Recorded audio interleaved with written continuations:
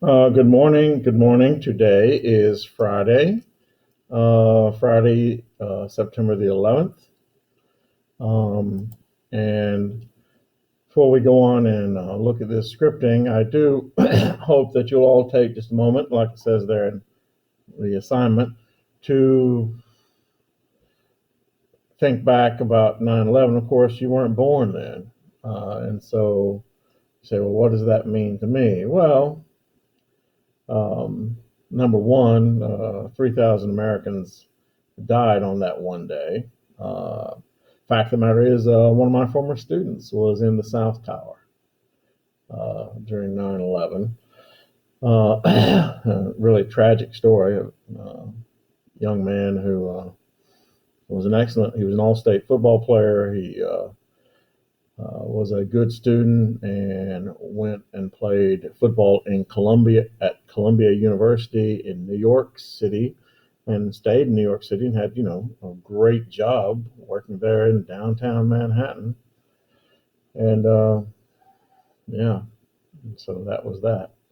I knew his family. Know his mother and father are still alive, and this was exceedingly tragic story for them. Um, but I mean, beyond that, it's changed our lives so much more because now we're so conscious of security. Um, when I was, well, prior to 9/11, one of the things that I always liked to do, and you could do it, I would go to the airport in Birmingham, where I lived, and me and my friend would go inside the terminal. We'd walk all the way back to where you boarded the planes and sit there and watch the planes take off. And there have been several occasions since I moved here to Cincinnati where before 9/11 you could walk, all the way back. If somebody was leaving or somebody was coming, you wanted to receive them or say goodbye, you would go all the way to where you board the plane and, say goodbye to them before they actually got on the plane. Um, Now, of course, that's a thing of the past. Um, and not only that, but I mean, it's really um, commonplace for us now. If you've been to large events like football games or baseball games with the Reds or the Bengals or concerts, you have to go through a security check uh, in there. And to getting back to taking a flight, you have to take any flight. To take an international flight, you have to arrive at the airport 2 hours before your plane departs. For a national flight, you have to get there 1 hour. Why? So you can go through security.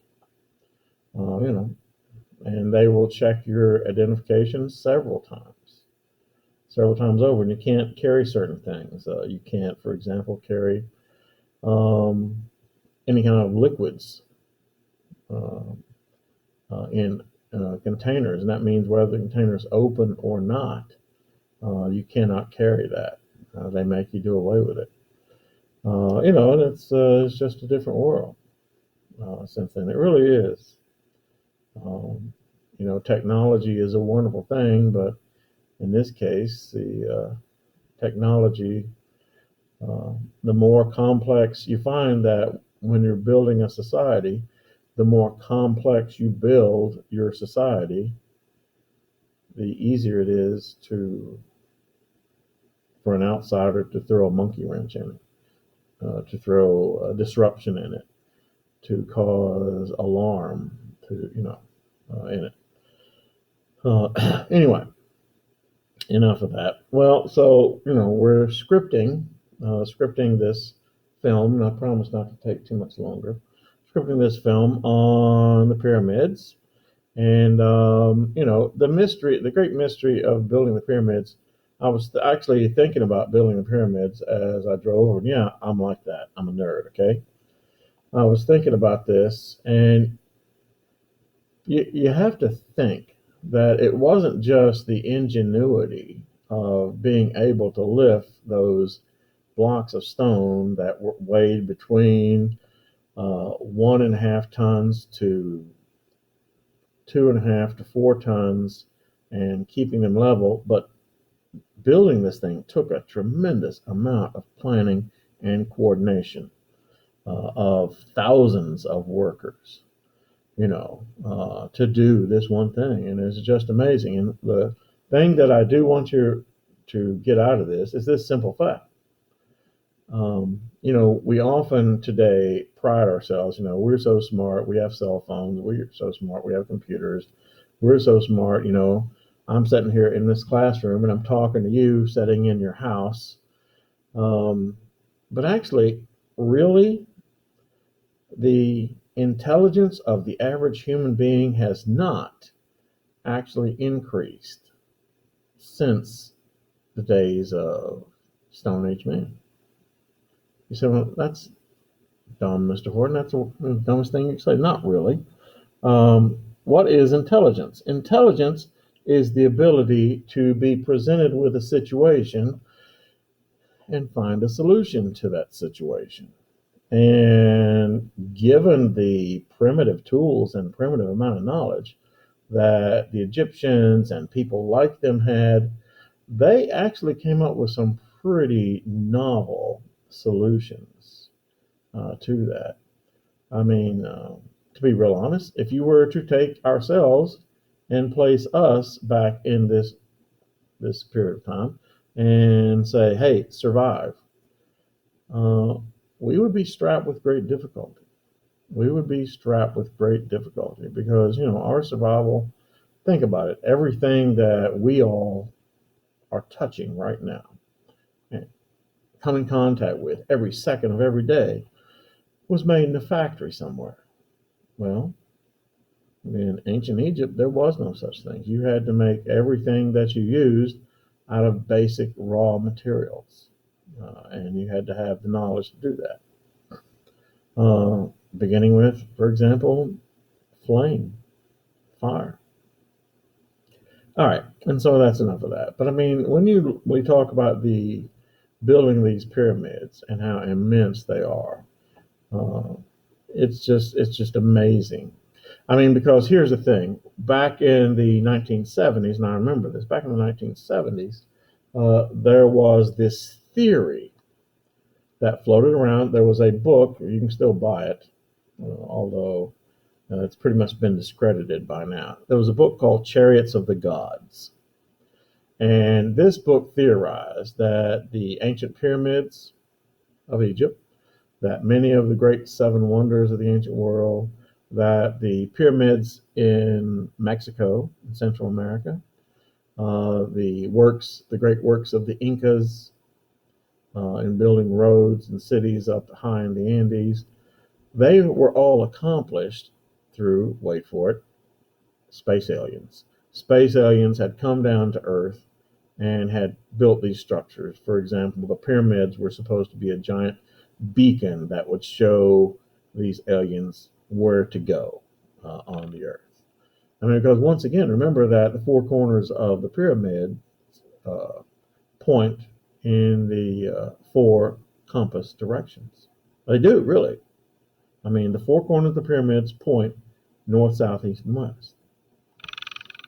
And this was before they had a compass that said where north, south, east, and west was. And no, they didn't use the sun because the Earth tilts at different angles at different times of the year, and so that trajectory is not always true. But anyway, so let's get into this, and remember now what the focus will become. It'll also dealing with the kind of people who built the pyramids. And as you saw yesterday, people who built the pyramids were paid workers. They were not slaves. They worked very hard. In fact, some of their work was backbreaking, literally, because to lift and to pull, day in and day out all your life does have severe medical consequences. But another thing we'll find is that the ancient Egyptians made bread and, wait for it, beer. Throughout history, one thing has evolved, and that is this, that people have drank alcohol. Why do they drink alcohol? Because it made them feel better. Well, yeah, partially, but also because they quickly found that drinking alcohol was much, much safer for the most part than drinking water. Yeah, drinking water has not always been a safe thing. Um, so they drank beer. Yeah, they made beer, they drank beer. Um, yeah. So anyway, let's get into this, okay? And we go.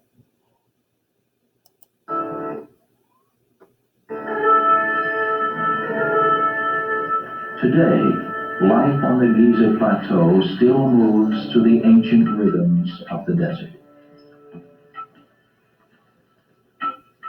Modern Egyptians work here now, slowly unveiling the lives of their ancestors.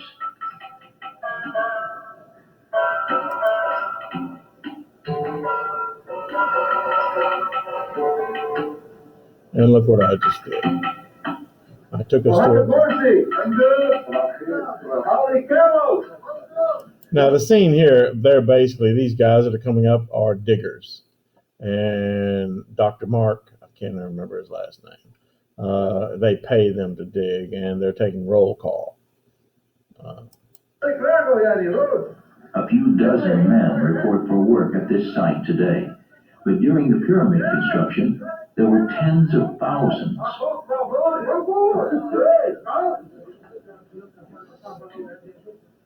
Mark Lehner knew that a huge workforce would have required a city to support it. But where was the evidence of this long-abandoned metropolis? The first glimpse. There you go. Look, this is a bakery. And these are vats for basically making bread dough. It came when excavators began to uncover a bakery. It's as though everywhere we open up a hole in the desert, we find massive evidence of bread baking. And we're talking about thousands and thousands and thousands of loaves. Where you have so much bread, the beer can't be far away, and where you have bread and beer, you have to have people. So there are a lot of consumers out here. Lehner and his team found huge vats for mixing batter and hundreds of bread molds. We apologize. I've been here for 5,000 years. Intact. But there's no way we can take it out. Oh. The more the archaeologists revealed, the more familiar the bakery became. They had seen its blueprint before. For years, Egyptologists have relied on the tomb of Ti in nearby Saqqara for details about daily life in the time of the pharaohs. Exquisite murals depict a broad range of ancient activities. Now remember, once again, the Egyptians used, these are reliefs in stone walls, but the Egyptians used hieroglyphics to communicate. Hieroglyphics were a type of symbol writing, and we're going to study the evolution of the alphabet, and that's very, very important. Yeah. The illustrations show how the Egyptians brewed beer and how they baked bread in a production line capable of feeding thousands.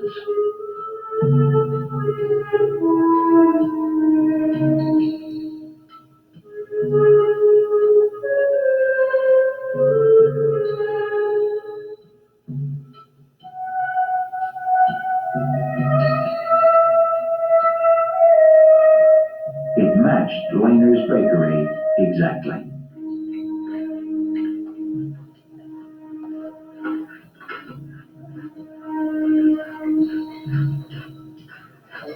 Once again, if you learn nothing else from this, you learn that archaeology is a painstaking process. Very slow. They're being very careful. And all of these things here, they're tape measures. They will diagram what the bakery looked like and exactly where the vats sat so that they can recreate them somewhere else. The beautiful thing about our results here is that the tomb walls inform what we're finding. You can't go to this almost like a Sears catalog, like I say, and say, oh yeah, this is what we've got. It's a nice kind of merger of text, picture, and archaeological remains. One fragment at a time, the archaeologists piece together the layout of the ancient construction site.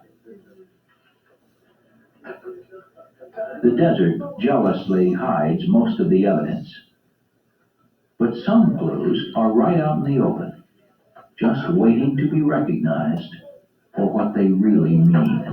They keep talking about clues. They're referring to this wall. This is a wall. And, these people drove past it, walked past it every day of the excavation without giving a thought until it dawned on them.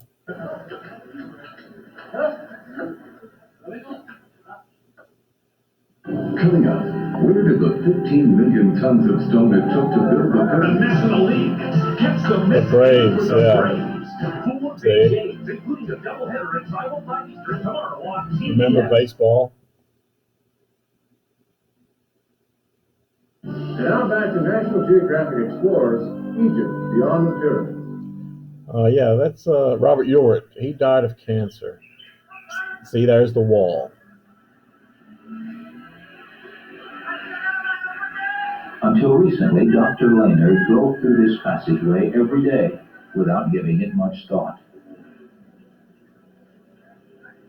But when digging revealed that most of the structure was buried in sand, Lehner reconsidered its significance. What appeared to be only a 12-foot ledge was actually a gigantic wall that once towered 30 feet above the desert. So yeah, this wall has a purpose. This wall surrounds the entire pyramid complex. And the pyramid complex did not just include pyramids, it also included the temples that stood in front of the pyramids. And the wall basically was a separation from what was inside the pyramids, being the divine, and what was outside of the pyramid complex, being the world.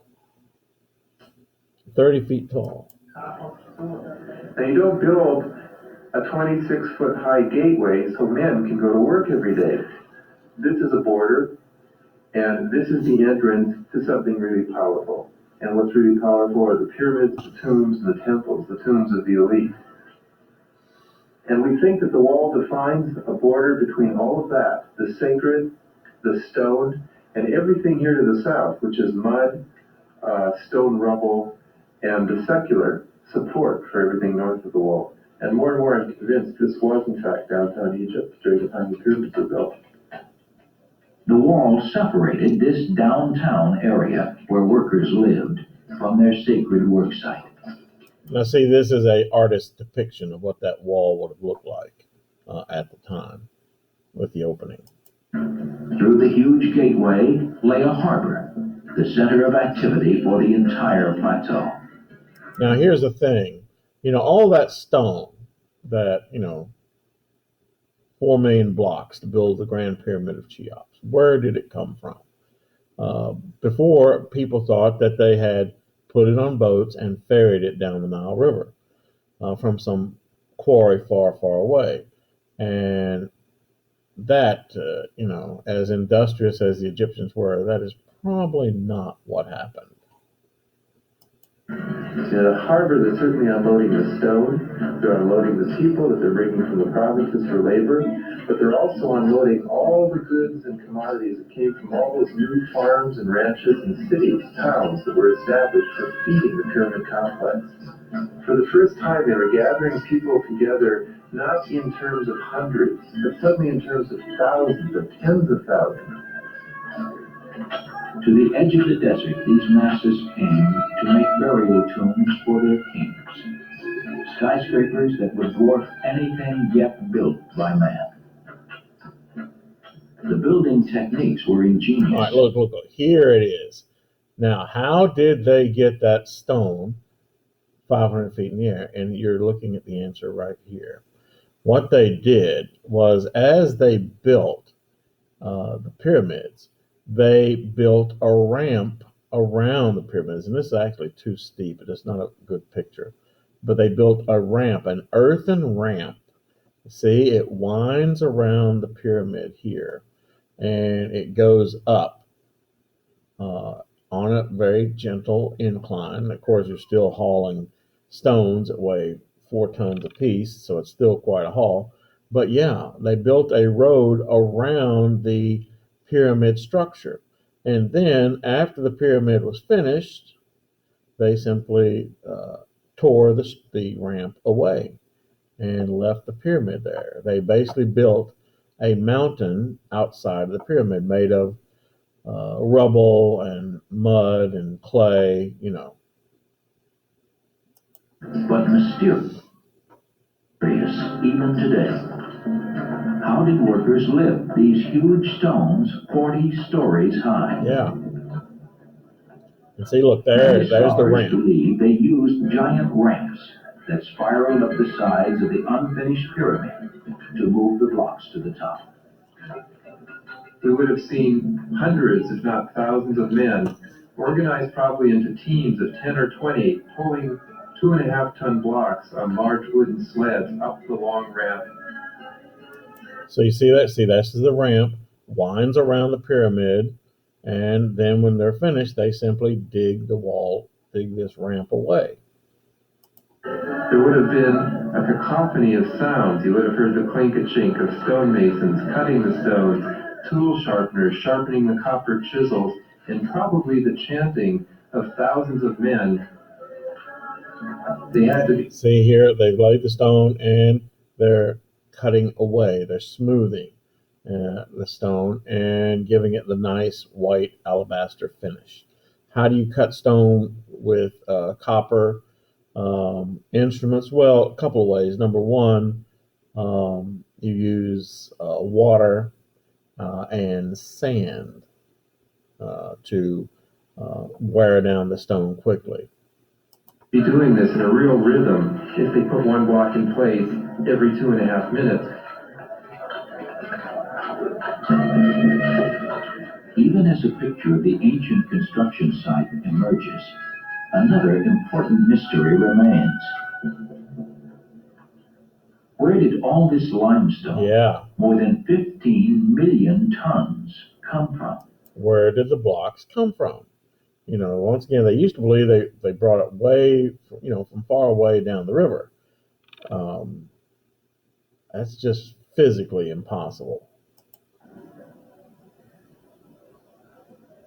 For centuries, a popular myth held that the stone came from a faraway quarry. But Dr. Lehner suspected there had to be a much closer source. For insights, he looked to a modern quarry, where limestone cutting goes on pretty much as it did in 2500 BC.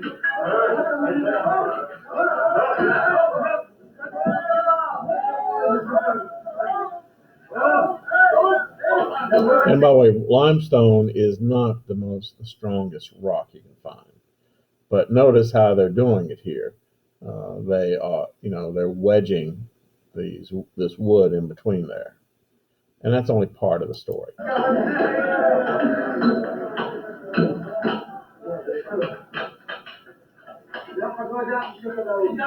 All right, now see, look, here's the key. You see this trench this guy's digging here? They dig a trench, into the soil. But it does, not all the way down. They dig a trench into the soil. And what they do then, they would take wooden pegs and hammer the wooden pegs down into the trench so they're wedged really, really tightly. And then, here's the key part. They take water and pour the water onto the peg.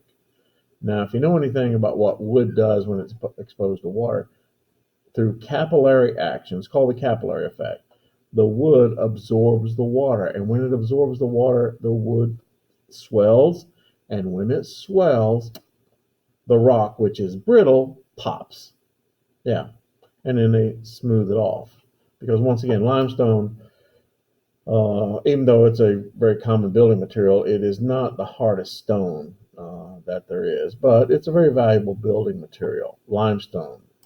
Quarrymen dig long channels as a first step in breaking out See, giant look, limestone you see, those are the channels. blocks. If channel marks like these could be found near the pyramids, they pinpoint a closer source of stone. Back at Giza, just 300 yards from the base of the largest pyramid, Langer found what he was looking for: the telltale shape of a channel. So this is right next to the pyramids. We see the quarryman's pick mark in vertical striations coming down. And he was in here probably alone with a lot of dust and chips flying all over the place with his pick, hacking his way through this giant rectangle of limestone bedrock. Finally, Dr. Langer had some proof.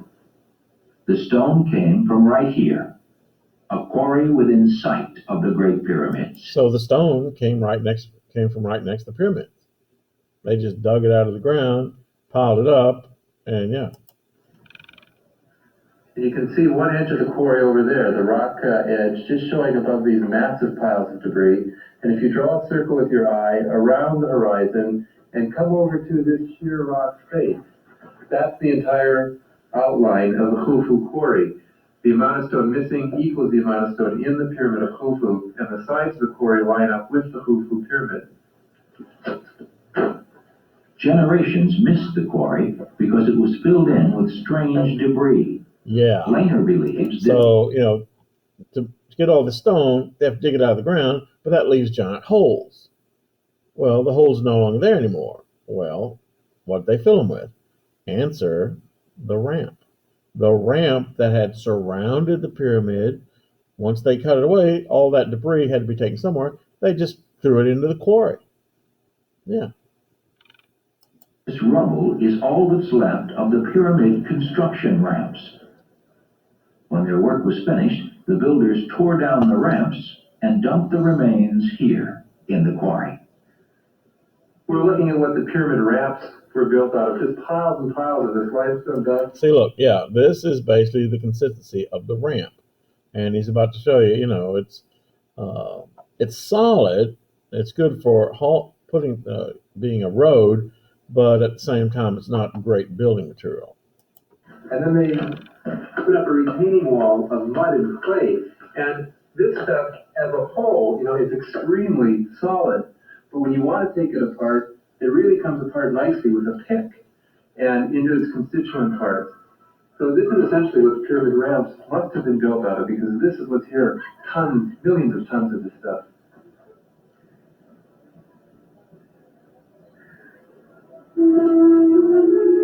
And that is a good place to stop. 23. Yes, that is a good place to stop for today. We'll continue this tomorrow, and don't trust me, this is not the only thing we're going to do for the entire year, watch films and script notes, although we will do it quite a bit, but not every day, trust me. Some days, like when we finish this, we'll take notes that will be on your test, which should be coming up pretty soon. But I'm going to leave now, and I hope you all have a good Friday and a good weekend, and I will talk to you on Monday. Bye for now. And this and this.